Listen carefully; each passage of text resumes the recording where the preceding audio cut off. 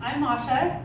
My name is pronounced Mosh, like in mosh pit, in case that helps you remember. I have never been in a mosh pit, though perhaps one day.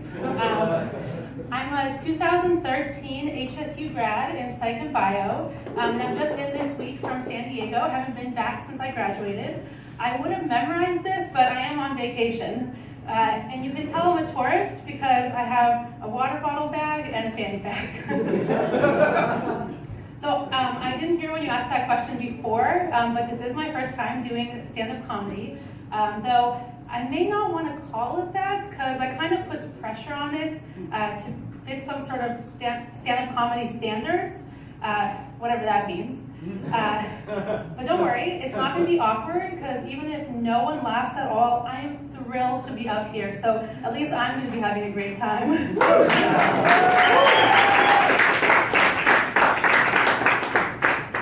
So this is my stand-up. So I'm going to use it how I want. I'm going to tell you concrete ways that you can feel more connected and improve your life in the ways that you want to. And I guess it is stand-up because I'll be standing up here and I promise you're going to be laughing bunches. All right, so 3 tips. Number 1, whatever you're self-conscious about, you're probably the only person who cares about that. Listen up. Remember the Barry Manilow t-shirt. Okay, so some psych experiments have figured this out. Picture this. You come in to be in an experiment. They put you in a Barry Manilow t-shirt and send you into a group. This is so embarrassing. You are convinced that 90% of people are going to notice. But let's look at the data. What happened when they actually asked people? 90% of people didn't notice. Full disclosure, these are approximate numbers. So, remember the Barry Manilow shirt. They are not looking at you. They are not noticing whatever you are currently freaking out about. If they are noticing, they probably don't care. If they do care and you don't think they should, fuck them or don't fuck them. Whatever punishment is most appropriate for the situation. And by the way, I use the word fuck very broadly because why the hell should we center intercourse as the end-all be-all? There are so many other sexy and sensy options to enjoy. Number 2, embrace a growth mindset. Do you feel limited by your current abilities? Don't. What were your first words? Dad, dad? Or maybe something else. I'm not going to make assumptions about your parental situation. So anyway, I say, needlessly interrupting the at least mildly valuable thought I was sharing in my previous sentence.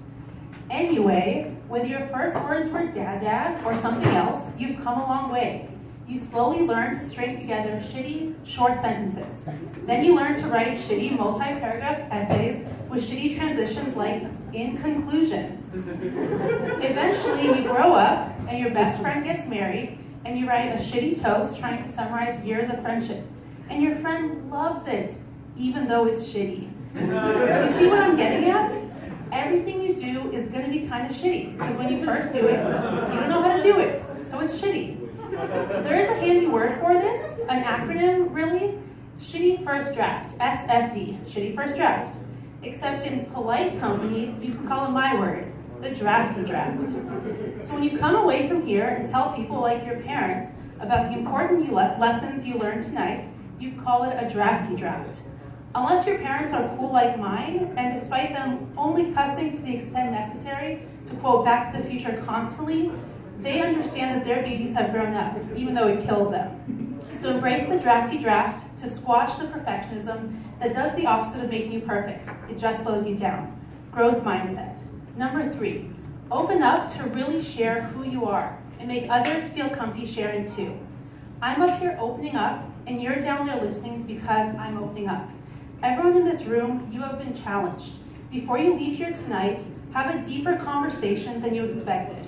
Instead of asking someone, how are you, ready for them to slide in their obligatory fine, say instead, tell me something you enjoyed this week, or what have you struggled with this month?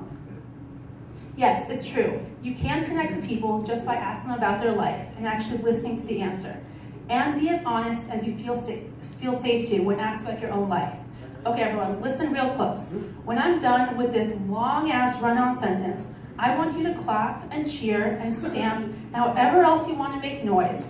If you relate to at least some of what I'm ranting about and want to improve your life, and clap if you'd appreciate a recap, because at some point you stopped paying close attention because, come on, listening to a person monologue can be hard to focus on, and maybe you had a little booze or weed or insomnia before you came here that affects your memory and focus. So I'll give you a recap now quickly so we can get to the clapping. Number 1, remember the Barry Manilow shirt. The detail you're worried about probably doesn't matter. Number 2, growth mindset. Defeat fear of failure by thinking of everything you do as a draft and grow better as you do it. Number 3, create relationships where you open up and make others feel comfy being vulnerable too. These 3 steps will make your life better. Okay, make your noise now. Thank you.